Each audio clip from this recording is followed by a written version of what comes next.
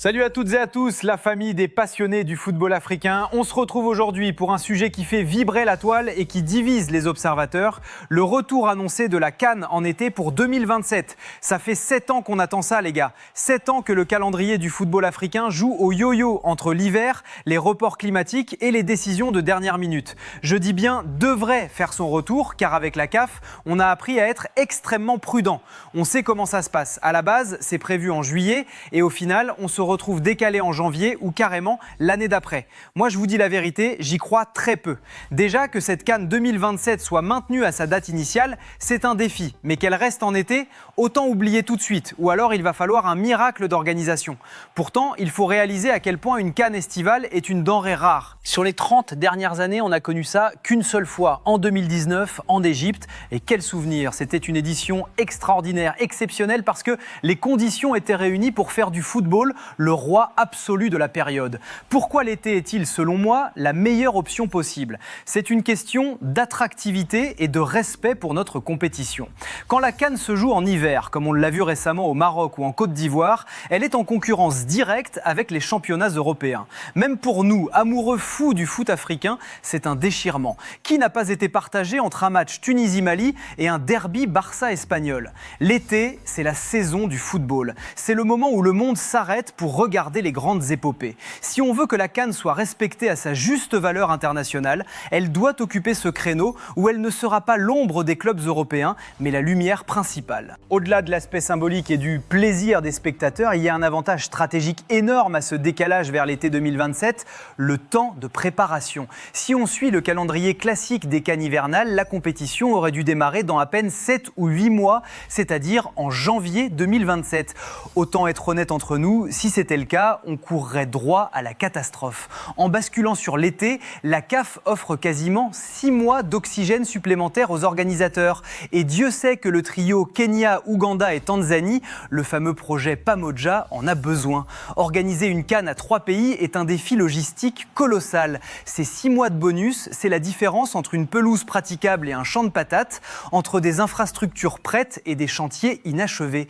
J'ai toujours eu d'énormes réserves sur la capacité de ces nations à être prêtes dans les temps et j'espère sincèrement me tromper. Je serai le premier à m'excuser comme je l'ai fait pour la Côte d'Ivoire. Rappelez-vous, pour la Côte d'Ivoire, j'avais des doutes, mais j'ai reconnu que les pelouses et les infrastructures étaient au niveau, même si les cités CAN laissaient à désirer. A l'inverse, au Cameroun, nos craintes se sont confirmées et c'est resté la plus grosse déception des 3 dernières éditions.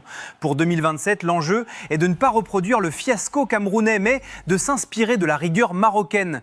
On peut être exigeant, c'est normal, on veut le meilleur pour l'Afrique. Ces 6 mois supplémentaires sont une bénédiction, mais attention, c'est aussi une excuse en moins. Si avec ce délai rallongé, les stades ne sont pas aux normes internationales, il n'y aura aucune circonstance atténuante. La CAF a donné du temps, maintenant les organisateurs doivent rendre des comptes et du travail bien fait. Si on va plus loin, l'avantage essentiel et primordial d'une CAN en été, c'est la fin du bras de fer insupportable entre les clubs européens et nos sélections nationales.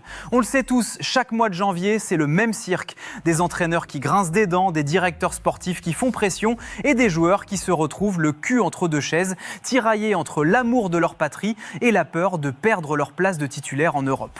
En basculant en été, ce problème disparaît d'un coup de baguette magique. Plus de clubs qui bloquent les joueurs, plus de libérations qui tardent jusqu'à la veille du match d'ouverture. On a trop vu de joueurs obligés de jouer avec leur club pendant que la compétition avait déjà démarré ou arrivant totalement épuisés physiquement et mentalement. On se rappelle des cas comme Yohan Wissa ou d'autres qui ont dû jongler avec des calendriers démentiels. L'été, c'est la période de repos ou de trêve internationale majeure. Les joueurs auront l'esprit libre pour se concentrer à 100% sur l'objectif, ramener le trophée à la maison.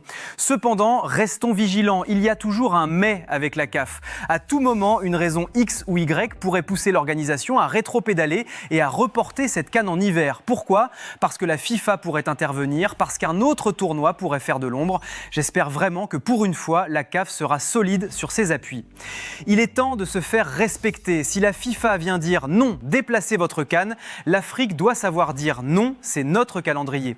On ne peut pas continuer à être la variable d'ajustement du football mondial. Pour que nos joueurs soient sereins et que le niveau de jeu soit au rendez-vous, la stabilité de cette date estivale est cruciale. C'est une question de souveraineté sportive. Ce qui rend l'édition 2027 particulièrement particulièrement intéressante, c'est qu'elle se situe dans une véritable fenêtre de tir unique.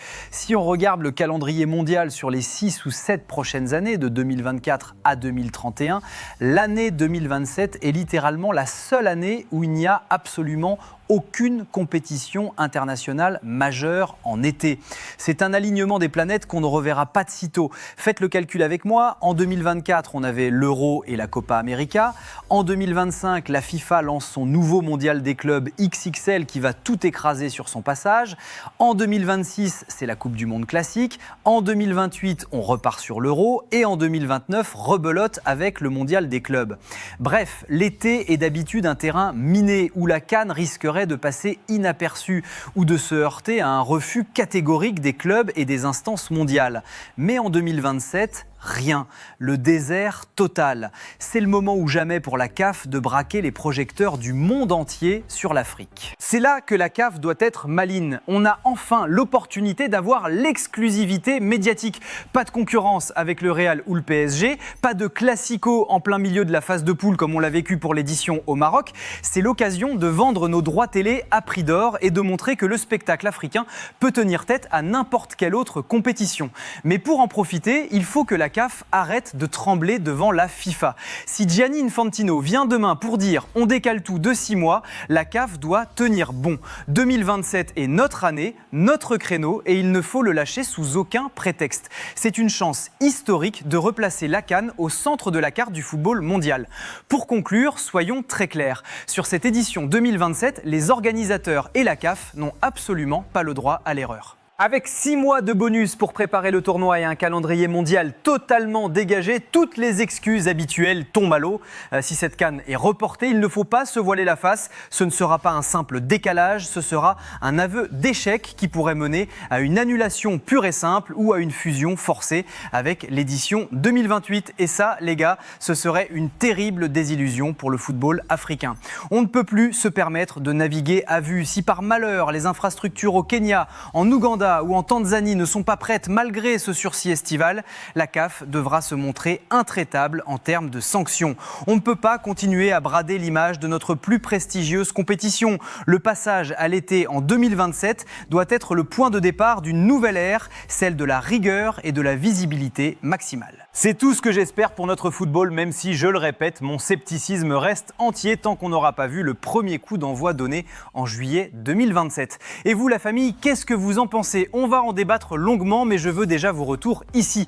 Croyez-vous vraiment que la CAF tiendra ses engagements pour l'été 2027 ? Est-ce que le trio Kenya, Ouganda, Tanzanie sera prêt avec ses 6 mois supplémentaires ? Le retour en été est-il indispensable pour le respect de nos joueurs et de notre foot ? Faites exploser l'espace commentaire. Si vous kiffez ce genre de décryptage sans langue de bois, lâchez un gros pouce bleu, abonnez-vous à la chaîne et activez la cloche pour ne rien rater des prochaines vidéos. On se suit ça de très près, prenez soin de vous et d'ici là, vive le football africain. Ciao!